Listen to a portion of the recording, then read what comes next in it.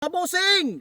Dagdag collection po. Magtatanim ako ng tubo ngayon dito sa aking Savior Garden at ang mga variety na itatanim ko ngayon ay pawala na po mga bossing, endangered na. So ito papakita ko po sa inyo.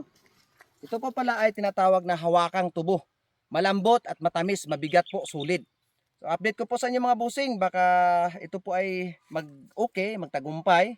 So sobrang init ng panahon ngayon, magdidilig po ako. At kung papalarin po ang mga tubong ito, so magbebenta po ako nito mga bossing. Lambot po talaga siya, kahit postiso na yung ngipin mo, pwede po pa rin siyang ngat-ngatin.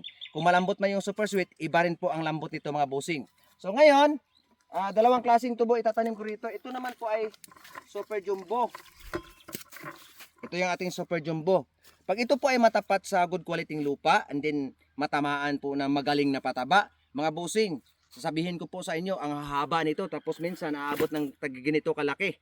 Pero ito nga ay aalagaan ko talaga dito sa garden na ito para po mafokusan at makikita ko kung hanggang saan po yung kanyang ibubuga. So ito po yung ating garden ngayon mga bossing.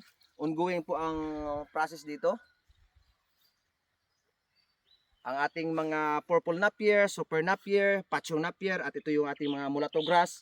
Patuloy pa rin po ang kanilang survival sa tindi ng init ngayon mga bossing. Dito banda, ayan, may mga spotted area na parang walang tanim. Yan po ako kumukuha ngayon pagkain sa aking mga alagang kalabaw. At saka dito, ito yung ating giant napier, survival po. Grabe, sobrang init mga bossing at nagdidilig po ako. Nagsasahod po ako hakot ng tubig at the same time ako din po yung naghahakot kasi yung tagahakot ko po, yung tito ko, naghahakot din po siya sa ibang garden. Uso po kasi dito sa amin ngayon ang pagdidilig.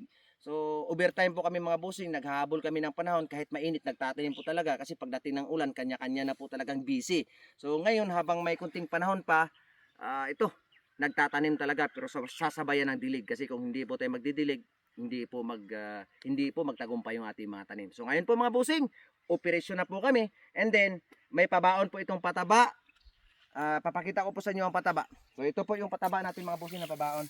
Ito po, Golden Agro 1620 at saka urea. Pero ito po ay matagal nang na-mix at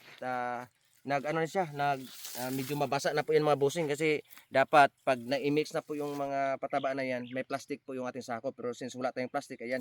Pero ready to apply at meron pa rin po tayong abo from Central po mga boss. Ito po yung ating abo. Malaking tulong po ito mga bossing lalo na sa panahon ngayon. Medyo mahal po yung ating mga pataba. Dapat mag-alalay po tayo ng organic na fertilizer.